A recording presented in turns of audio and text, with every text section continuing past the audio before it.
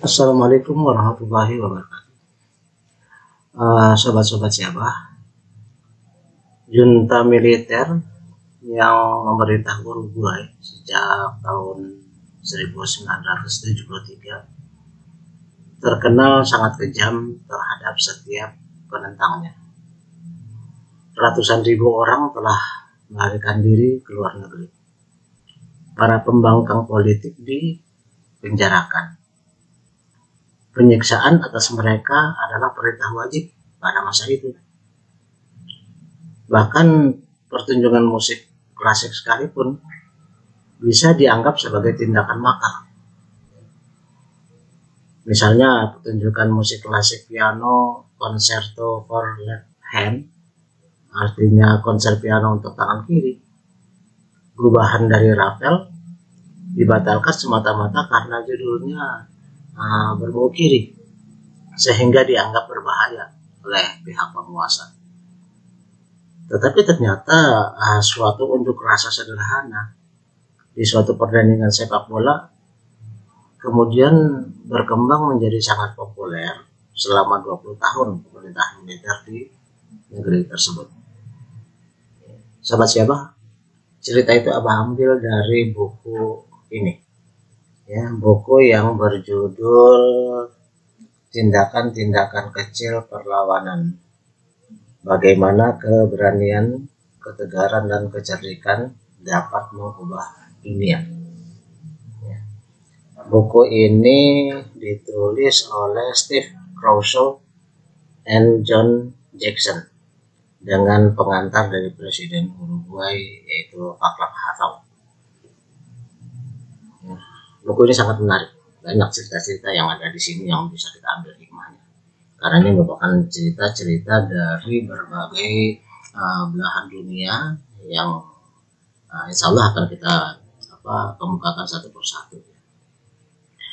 Oke, kita teruskan cerita tadi ya. Ketika barisan pemusik mulai mengumandangkan lagu kebangsaan sebelum acara pertandingan dimulai, ribuan warga Uruguay yang hadir di stadion sama sekali tidak bersemangat ikut bernyanyi. Ya, jadi ketika lagu itu dikumandangkan mereka duduk-duduk saja, tidak mau bergerak. Ya, kelihatan sekali bahwa mereka tidak bersemangat. Ya. Padahal pada masa itu tindakan keras kepala yang sederhana seperti itu saja sudah cukup untuk dicap sebagai suatu tindakan pemberontakan. Bagi para jenderal yang berkuasa masa itu, mereka sama sekali tidak mengira bahwa duduk diamnya para penonton di stadion itu akan menjadi suatu hal yang berkembang sangat memalukan bagi mereka. Kenapa? Oleh karena pada saat lagu kebangsaan tiba, pada lirik yang berbunyi Tiranos temblat, yang artinya gemetarlah kau para tirani, yang gemetarlah kau para tiran. Ribuan penonton yang semula itu duduk-duduk santai saja, tidak bersemangat, tiba-tiba berdiri dengan bersemangat dan dengan gemuruh mereka bersama-sama menyanyikan kalimat Tiranos temblat tadi, gemetarlah kau para tiran, sambil mereka mengkibar-kibarkan bendera-bendera yang mereka bawa. Demikian seterusnya, setiap lagu kebangsaan yang panjang itu tiba pada tersebut, pada kalimat tersebut, semua penonton berdiri dan bernyanyi bersama, bergairah. Ya. Para penguasa tentu saja tidak bisa menangkap semua penonton yang ada di stadion. Ya. Mereka juga tidak bisa menghentikan pertandingan yang akan berlangsung.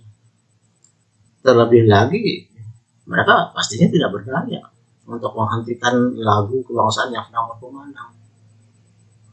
Pihak junta pun tentunya bimbang. Andai kata ada gagasan untuk menghapuskan lirik ya, dari lagu kebangsaan tersebut yang berbunyi Tiranos temblat tadi.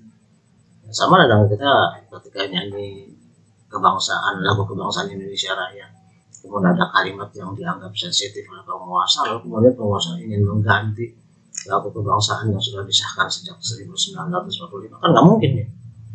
sama digital militer juga tidak mungkin untuk mengganti atau menghapus kalimat tersebut. Dan ternyata perilaku dari para penonton ini tidak hanya berhenti pada satu stadion itu saja, terus menerus berulang. Kebetulan lagu itu, ya, lagu kebangsaan dari Uruguay itu panjang, kalimat tersebut muncul lagi. Jadi ketika lagu kebangsaan itu bunyinya yang lain, mereka duduk diam. Tapi ketika sampai pada kalimat tersebut, mereka berdiri lalu dengan gemuruh sambil mengibarkan bendera, lalu kemudian mereka menyanyikan Tyrannos Template. Ya, saya nggak tahu tuh bunyinya seperti apa nadanya. Sampai akhirnya kemudian perilaku ini juga ditiru oleh berbagai daerah, sehingga dalam setiap event dimulai dari kejadian tadi itu senantiasa ketika lagu kebangsaan dari negara Uruguay ini dinyanyikan, ya, mereka kemudian senantiasa berlaku hal yang sama, duduk males-malesan, santai, diam aja, nggak mau ikut nyanyi. Tapi sampai pada kalimat Tyrannos Template tadi, gemetarlah kau para tiran, mereka berdiri dengan semangat dan kemudian mengibarkan bendera dengan suara gemuruh menyanyikan kalimat tersebut. Sehingga tentu saja kejadian-kejadian yang makin lama makin meluas ini membuat malu para tiran.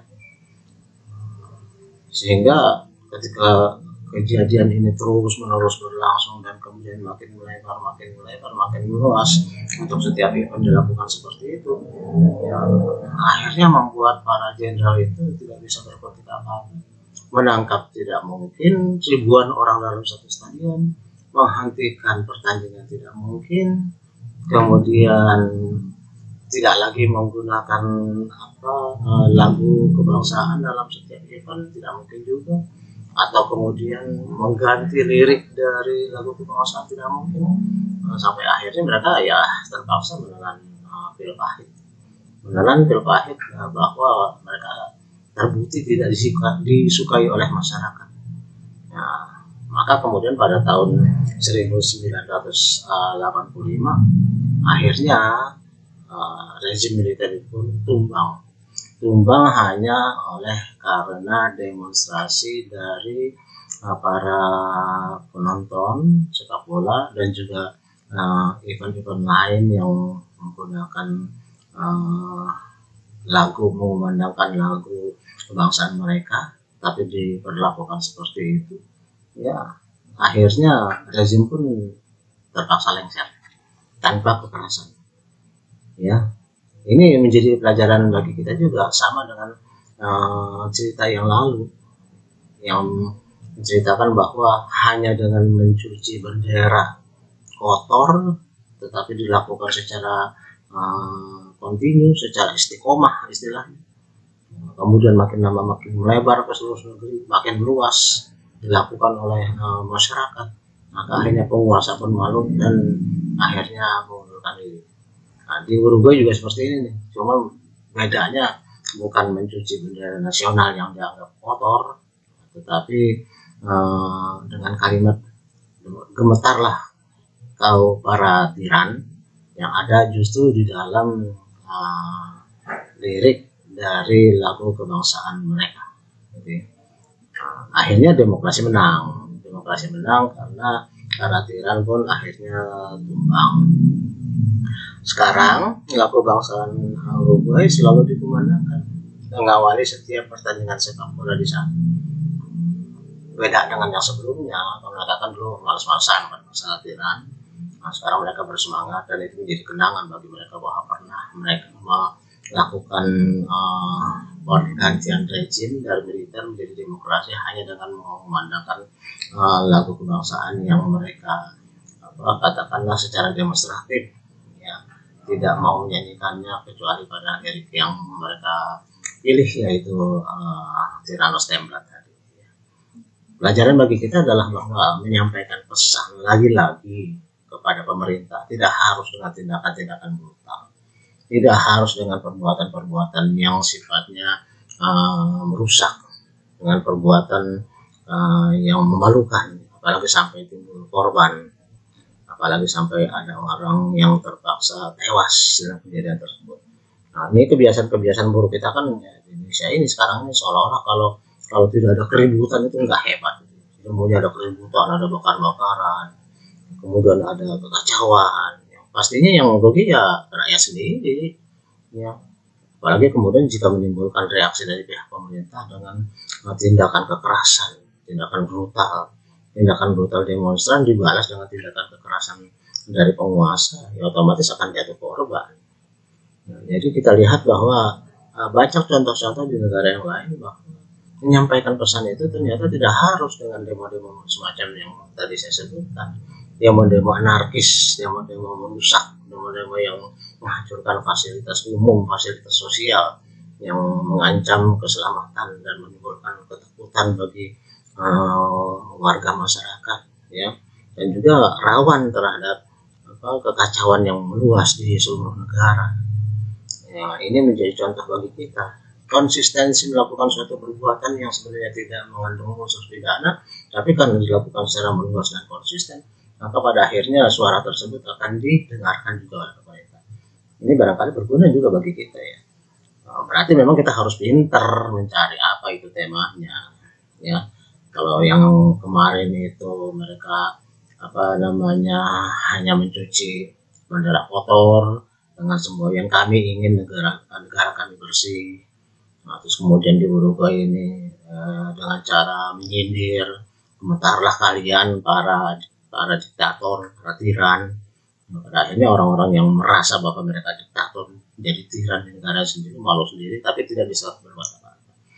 Melakukan tindak kekerasan tidak bisa karena orang satu stadion, dan mereka juga tidak melakukan kejahatan apa-apa, cuma nggak mau nyanyi doang kok. Dan kemudian mereka nyanyi pada kalimat-kalimat yang mereka pilih saja kok. Itu kan bukan kejahatan, ya. Sama dengan mencuci bendera, masa bendera yang dicuci merupakan suatu kejahatan? Kan tidak. Konsistensi makin meluas dan kemudian dilakukan dengan serius tanpa perlawanan kekerasan, pada akhirnya membuat apa yang ingin disampaikan lebih efektif ketimbang melakukan kerusakan, melakukan tindakan anarkis yang justru mengundang tindakan balasan dari para aparat dengan ada resiko-resiko jatuhnya korban-korban, baik korban luka maupun korban jiwa maupun kerusakan fasilitas umum yang akan meluas menjadi ketakutan seluruh warga negara dan sebagainya. Ya, mudah-mudahan cerita ini ada manfaatnya bagi kita. Akhiri, wabillahi taufiq wal hidayah. Wassalamualaikum warahmatullahi wabarakatuh.